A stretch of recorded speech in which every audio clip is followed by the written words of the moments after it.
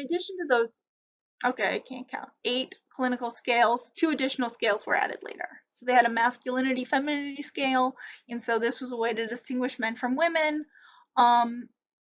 They're part of the reason for this isn't even a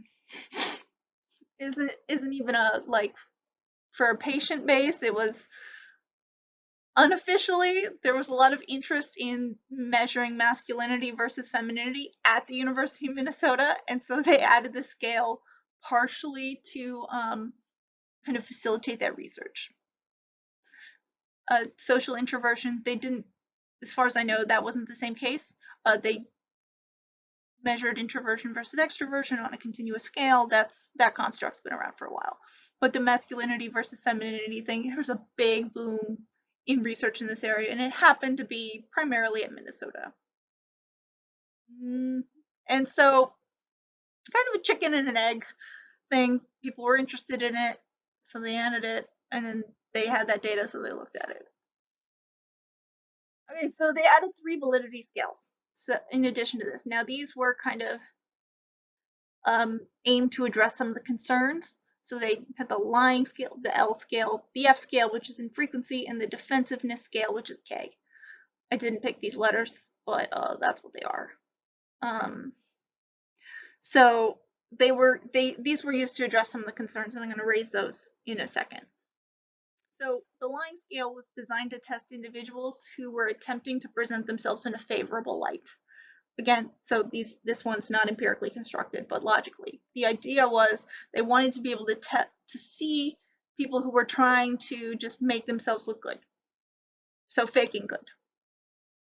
Next was the infrequency scale, the F scale, which was designed to detect individuals who were trying to present themselves in unfavorable light. So faking bad, so looking sicker than they were. This aspect is, I mean, it may seem strange that someone want to fake being worse than they are, but in kind of criminal context or in the legal context, you can get kind of a reduction in sentence or some sympathy if it looks like you didn't have your full faculties with you. There are other reasons, but that's the first one I can think of. And lastly, we've got defensiveness. So this was measured as a test-taking attitude. It was designed to detect if folks were trying to fake normal. So you've got fake good, fake bad, and fake normal. And to create the K scale, Hathaway and McKinley examined protocols for patients that were, quote, disturbed, but hadn't produced normal MMPI, that their patterns looked like the control group. And so then whatever items they had left over that seemed to differentiate between the disturbed group and the control group were included in the K scale. So this one wasn't kind of logically based like the other two, but yeah, so there are a couple of problems with this one scale, like how they made this. So if someone was inpatient, classified as disturbed, but they didn't look disturbed, so they then found questions that identified them as disturbed because they were in the group, so therefore they must. So, yeah. So I encourage you all to watch One Flew Over the Cuckoo's Nest to get a sense of what mental health treatment was like in the 40s. I mean, it's filmed in the, supposed to be in like in this, yeah. Just to get where I'm at. We're not you can probably figure out pretty quickly why I have a problem with this. Let's move on to the next slide. And so I'm going to talk about the MMPI. We've got a ton of scales, and so you get to hear me terribly misinterpret this. So you've got hypochondrias, the HS scale. So that's the measures that are the questions that are able to distinguish those patients who have some that were classified as hypochondriacs versus not. Next, you have the depression scale.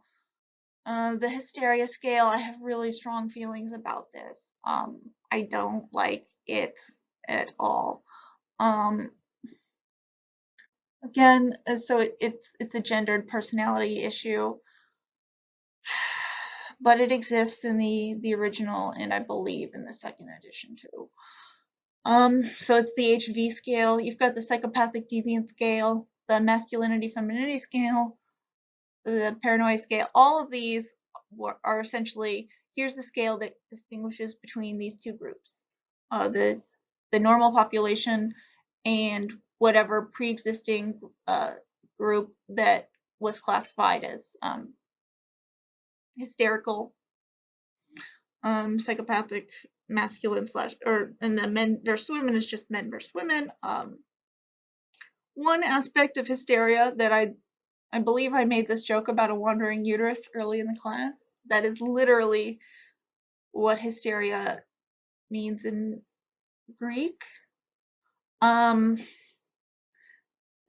Latin. My Latin is really rusty right now, so it could be Greek, and I'm just not. But the diagnosis was essentially that your uterus was wandering around your body, and that was causing you to be all womanly and emotional. Obviously, hysteria isn't about your womb wandering, but I find it an entertaining image. So when people call you hysterical, it is leaning on this diagnosis, and so I envision kind of again, we're in weird times, but like I envision kind of like old school, like 1940s comic or like cartoons where there's like a womb essentially like floating around your head, kind of like little Tweety birds. That's what I envision. It gives me great joy. It also gives me enough emotional strength to not like throttle who's ever called someone hysterical. Typically, it's women are called hysterical from that gender historical standpoint, but I find that it's helpful to give me allow me to take a step back. But yeah, so hysteria is not a real thing. It's a gendered kind of, when I say your womb doesn't actually wander when you have hysteria, because hysteria is not a thing. Anyway, there's a lot of history of psychology here that I'm not going to go into because I'm mindful that you all have bigger, important things to do other than this lecture.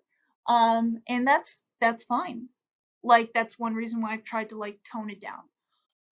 So yeah, got paranoia, psychasthenia, the PT scale. I just call it the PT scale because I can't pronounce it. You've got hypomania, social introversion, so that's extroversion versus introversion. You've got the lying scale, so that's faking bad. The infrequency scale, which is faking good. And the defensiveness scale, which is faking normal. I'm like 90% sure. Whatever I have in the notes, whatever I have written down on the slides, that's believe that. In general, for me, it's lecture slides, lecture notes, book, then whatever Mason has said that is not in the lecture notes. Cool. So scoring this scale. So each question that contributed to each scale is added up to obtain a raw score. And so raw scores are then converted into t-scores, which are like z-scores, except instead of a standard deviation of 0 or a mean of 0 and a standard deviation of 1, they have a mean of 50 and a standard deviation of 10. And these are based on scores from the control group.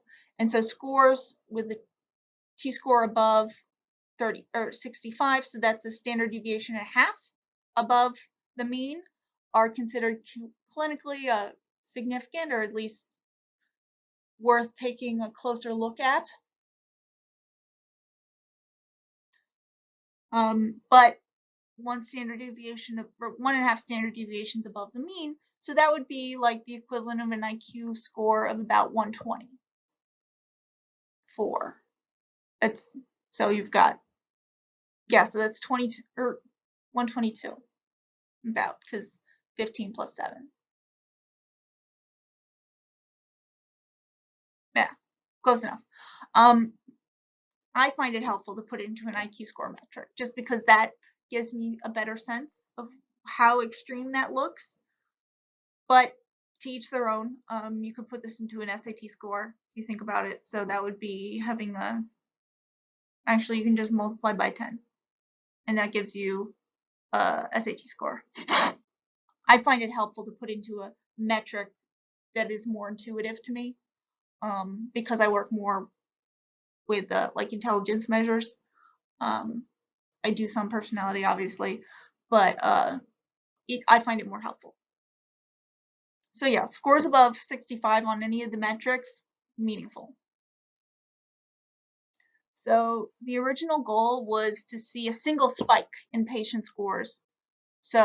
And that would lead to a clinical diagnosis. So people with schizophrenia would show a spike on this schizophrenia scale. Hysterics would show an elevation on the hysteria scale.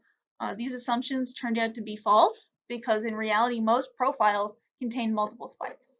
So sometimes a person would just show an elevated levels on all the scales, which is impossible to interpret. What does that mean? These are big existential crises that test makers have to like interpret. Because just because you have a score and a number, what does that mean? And we essentially have to figure out what the interpretation is, because a number is just a number. Without context and thinking critically about it and knowing what the goal of the test maker was, to as well as like all those other aspects, reliability, all the stuff we've built up to this entire semester. We need all of it to get here. And then still, sometimes it feels like it's not enough. In terms of how do you interpret someone who is high on everything, including like faking good and faking bad. Sorry, I don't mean to be dramatic, but sometimes it's just alright.